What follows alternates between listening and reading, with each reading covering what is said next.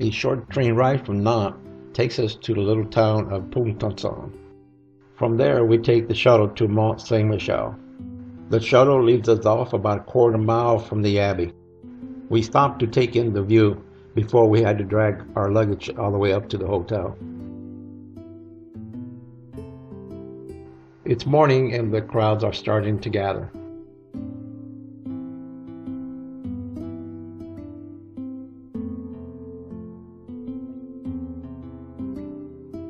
Here's our hotel on the map.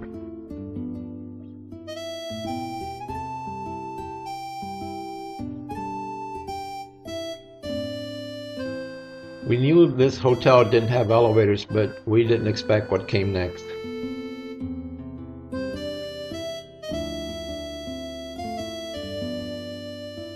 This is our hotel. The room is the one with the 3 windows at the very top. Little did we know that we was going to have to carry the luggage up all these stairs.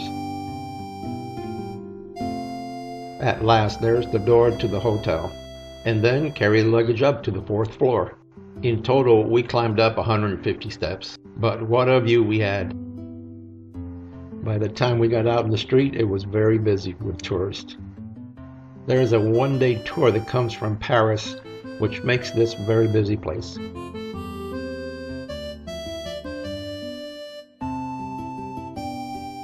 This is the China attack.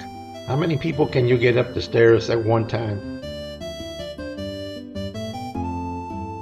All the shops and restaurants were open and they were very busy. We stopped in at the Mother Chicken restaurant, where they make all kinds of omelets. Later on, one of the locals told us that this was all a big show, that there's no way they could make the eggs that fluffy by hand. They have a machine in the back room where they does most of the work. In the distance is the dam that controls the flow of the water around the abbey. When the tide is down, people can actually walk out there, but it's very muddy, so we didn't do it. We found an area that wasn't that muddy, so Barbara walked out there. One of the locals told us that at a certain time of the day before the tourists leave, the dam opens up and all the water starts to flow out. The water moves at a fairly slow pace, but you got to keep ahead of it so you won't get caught out there. We could actually see the water coming from the land side, not from the seaside. The water's starting to come in, so everybody's headed back. Remember this marker, you'll see it again.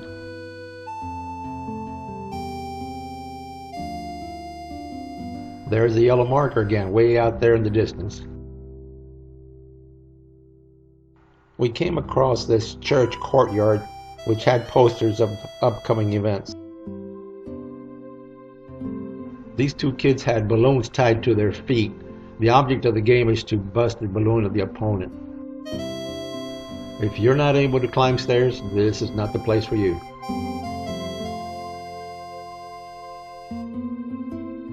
This place is not worth staying more than one day. You can see everything in one day.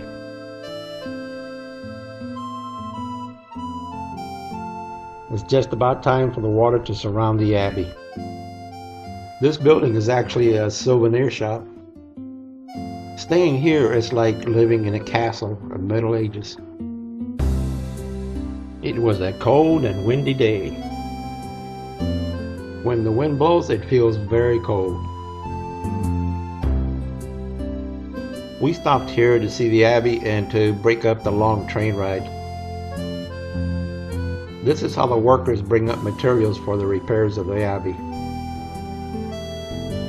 One step at a time, we will get there. The wind started picking up due to a rainstorm coming in. Another windy shower coming through. The original site was founded by an Irish hermit who gathered a following from the local community. Mont St Michel was used in the 6th and 7th centuries as a stronghold of the Gaul Roman culture. Before the causeway was built, the local could only access it during low tide. The abbey remained unconquered during the 100 Years' War. A small garrison fended off a full attack by the English in 1433. Looks like the crowds are starting to thin out. This is my friend Pepe de Gaulle from Mexico. He likes to get his picture taken. Is that your best side? Okay, so that's your better side. How about a close-up? Okay. Now turn the other way. Nice. So you want a shot from the front too? Okay. Nice pose. Thanks, Pepe Le Gaulle. As you can see, just about all the tourists are gone. The small chapel on the premises included a small cemetery. There were many old tombstones there. The population in 1851 was 1,182. In 2015, it's only 50. The abbey is empty, so we didn't go inside. It's just more stairs to climb. We went inside the small chapel that was located around the other side. This is a floor marking dated 1630. The Benedictine monks were here since 966. Their job was to translate the apostles' texts.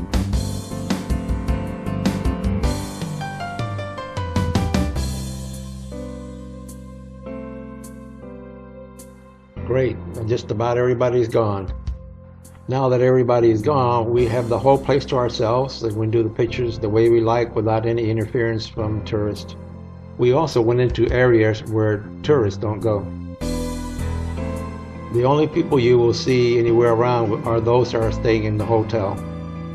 You're going to have to ask Christian how to climb a wall. You can't do it. Early in the day, we couldn't even walk through here. Now it's all empty.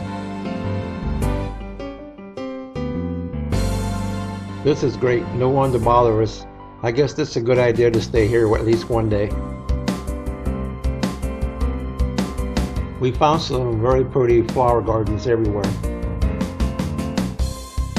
We had to hurry and get something to eat because once the tourists are gone, most all the restaurants start to close. Once everything closes, you cannot buy anything anywhere. We were able to look in some of the shops just before they started to close. When King Louis IX took over the abbey, it became a prison until 1860. At the very top of the steeple is the statue of St. Michael the Archangel. Looks like the waters as well as the tourists are starting to recede. No more pictures, Pepe. Now we have a few minutes to relax. Barbara is still trying to climb the wall. Even the cats are taking a break. The sun is starting to set and the day is coming to an end.